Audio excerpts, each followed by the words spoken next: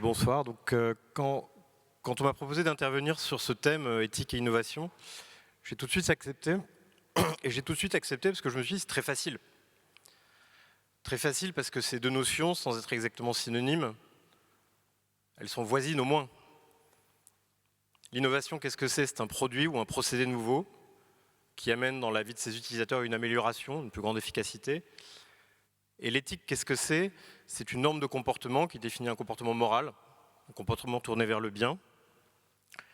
Et donc, si l'innovation est une nouveauté tournée vers le mieux et l'éthique un comportement tourné vers le bien, et si en réalité le mieux n'est pas l'ennemi du bien, alors on aura vite fait de superposer ces deux notions pour qu'elles n'en fassent plus qu'une. Et d'ailleurs, cette intuition sémantique se vérifie assez bien dans la pratique, puisque jusqu'à présent, l'innovation, ça se passe pas trop mal. C'est-à-dire qu'on vit mieux avec l'électricité et l'eau courante que sans. Et j'en étais donc là de cette conclusion cinglante et béate quand je me suis rappelé cette formule « Science sans conscience n'est que ruine de l'âme ». Alors cette formule, effectivement, elle est de François Rabelais, en 1532, elle date un peu. Et il y a une certaine ironie à l'évoquer ici, parce que Rabelais entendait par là critiquer les méthodes d'apprentissage des théologiens de l'école de la Sorbonne. Et il voulait dire par là, la science c'est bien, mais attention, réfléchissez à la conscience. Et c'est avec cette formule en tête que je me suis demandé s'il n'y avait pas, dans l'innovation telle qu'elle existe aujourd'hui, quelque chose de spécifique qui justifierait qu'on se pose à nouveau 500 ans après et au même endroit cette question du rapport de la science, de l'âme et de la conscience. Et il me semble que oui, et il me semble que cette question c'est celle de l'évolution de l'homme à la faveur de l'innovation. Ou dit autrement, ce qui reste de l'homme après qu'il a innové. Oui, parce que l'homme en innovant, il perd quelque chose. Il se défait d'un savoir pour le confier à la machine.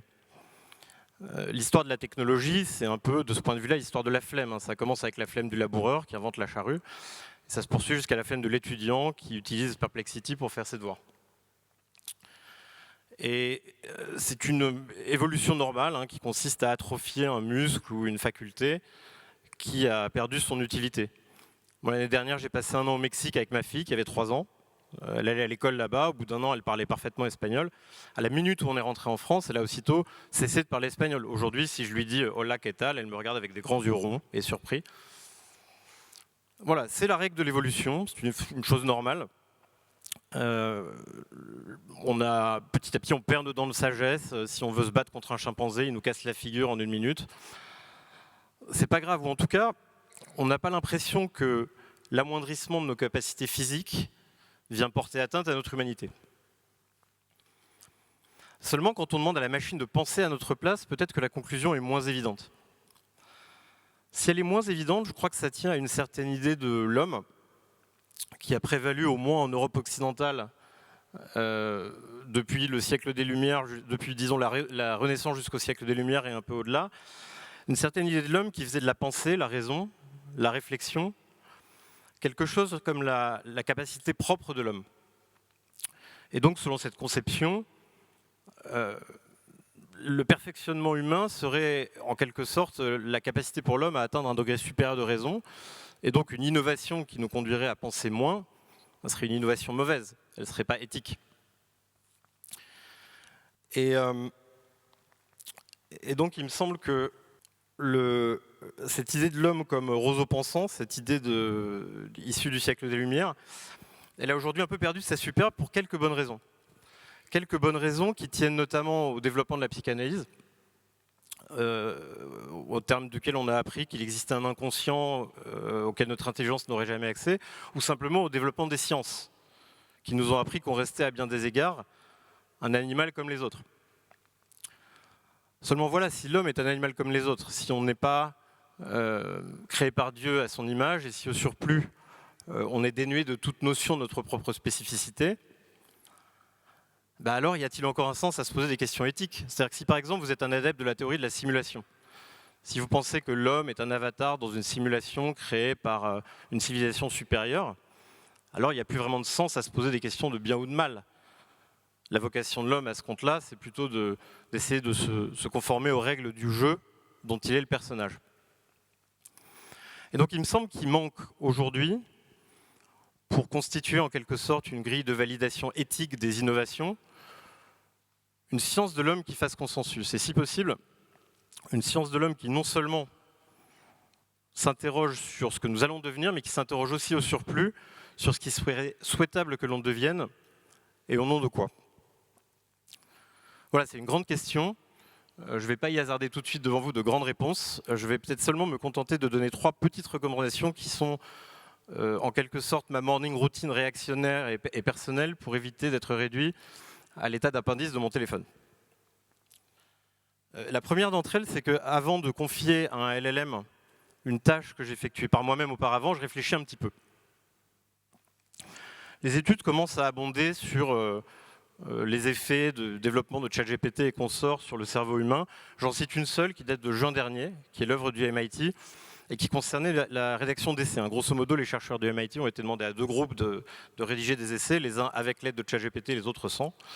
Sans surprise, la conclusion de l'étude a été, et ces termes sont un peu effrayants, je les cite de mémoire, l'utilisation prolongée de ChatGPT ferait accumuler une forme de dette cognitive qui rendrait compliqué à terme ou compromettrait le retour à une activité cérébrale normale.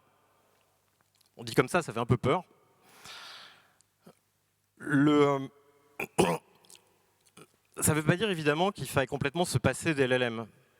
Et d'ailleurs, il serait absurde d'imaginer de proscrire absolument toute innovation qui aurait un effet négatif sur la cognition. Au fond, l'atrophie cognitive de l'homme du fait de la technologie, elle a commencé il y a bien longtemps. Platon en parle dans son mythe de Thoth, à propos de l'écriture. Il est vraisemblable que l'imprimerie a eu, sans doute en se déployant, des effets assez néfastes sur notre capacité à mémoriser des textes longs.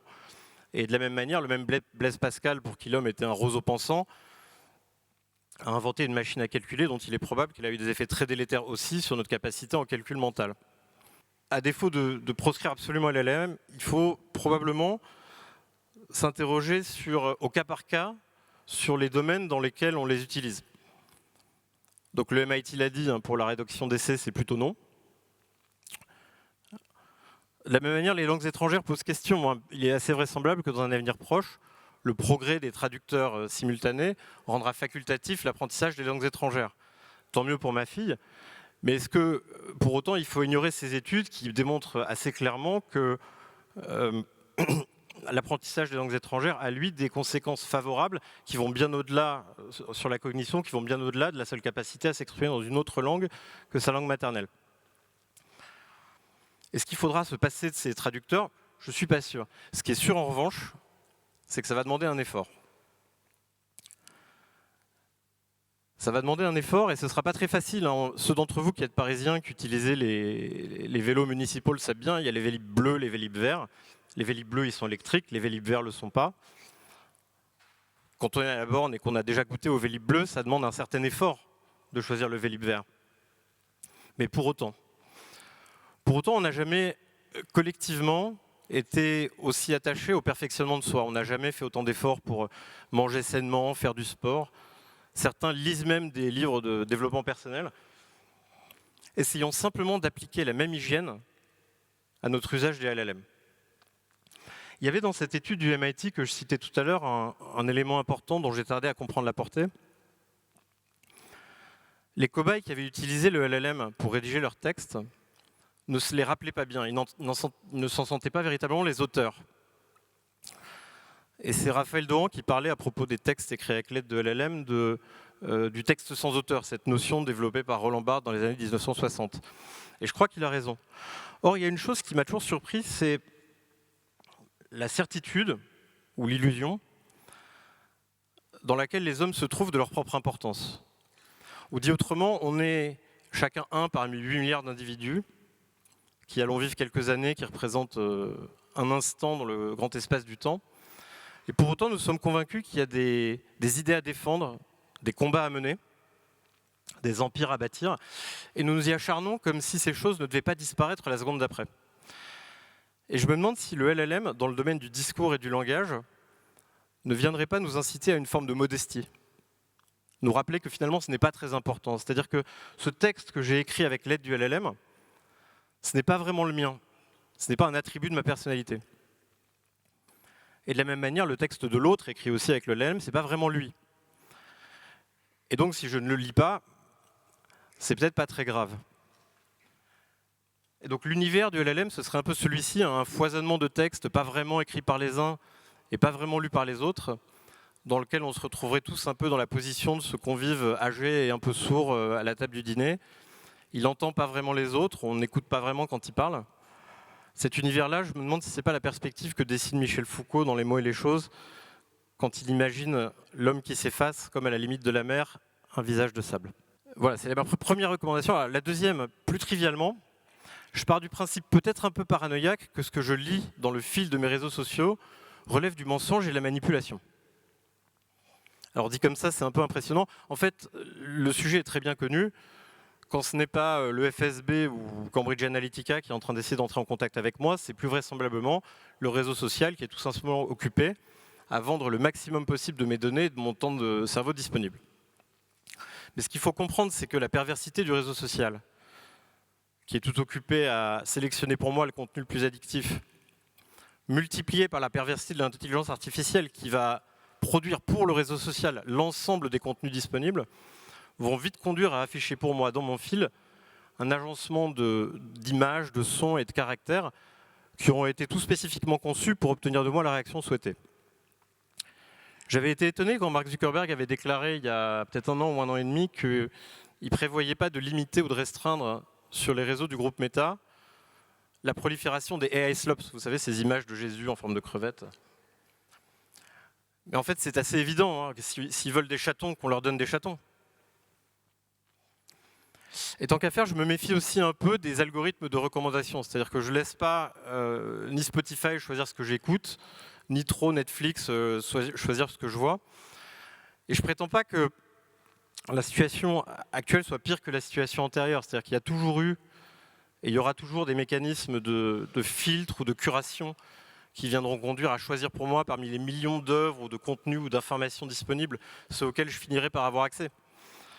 Et je ne suis pas nostalgique de cette époque antérieure où une marque de jus d'orange et une scène de télévision pouvaient décider ensemble que pour nous, cette année, le tube de l'été, ce serait la lambada ou la soca dance.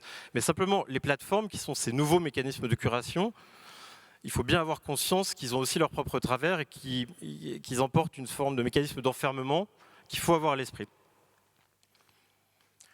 Et alors, si je n'utilise pas Spotify ou Netflix pour choisir ce que je fais, qu'est-ce que j'utilise? Et c'est ma troisième recommandation. J'essaie d'avoir des amis, des vrais amis, donc des personnes humaines avec qui je parle. J'avais entendu Mark Zuckerberg récemment dans un podcast qui citait cette statistique selon laquelle un Américain aurait en moyenne 3 amis. Alors, c'est pas beaucoup, mais il en voudrait 15. Et donc, le sous-texte était bien entendu que le groupe Meta était tout prêt à fournir pour chaque Américain une douzaine d'amis virtuels qui pourraient lui apporter le bonheur qui lui manquait. Et je pense qu'on n'y coupera pas, c'est-à-dire qu'on n'échappera pas dans les années qui viennent, on n'échappe déjà d'ailleurs pas, à une prolifération de compagnons virtuels qui vont nous servir d'amis, de coachs, de famille, de psy. C'est très bien, mais c'est très bien à 2 conditions. La première, c'est qu'ils ne remplacent pas nos vrais amis. Et la deuxième, c'est qu'on n'oublie pas, quand on leur parle, qu'on est en train de parler à des sortes de calculatrices perverses. Voilà, c'était mes 3 recommandations, ces 3 petites recommandations. Elles relèvent probablement un peu d'un combat d'arrière-garde, qui est peut-être déjà perdu. Je pense que la technologie va suivre sa route, probablement sans prendre garde beaucoup aux préoccupations éthiques qui peuvent l'entourer. Et c'est probablement cette réflexion que je me ferai en rentrant chez moi tout à l'heure sur mon Vélib bleu. Mais il est possible aussi que le foisonnement d'études scientifiques, sociologiques, anthropologiques, qui se multiplient aujourd'hui au sujet de la technologie, soit aussi d'une certaine vitalité. Quand Rabelais faisait dire à Gargantua il y a 500 ans « Science sans conscience n'est que ruine de l'âme », c'est ça qu'il voulait dire. Il voulait inviter les gens à réfléchir, à aller au fond des choses, à lire les textes pour de vrai, et pas à les apprendre par cœur. 500 ans après Rabelais, la science a fait beaucoup de progrès, et en conscience, on ne sait toujours pas bien ce que c'est que l'âme, c'est peut-être un peu le problème. Mais j'espère que votre présence à tous ici ce soir est le signe qu'elle n'est pas en ruine. Merci.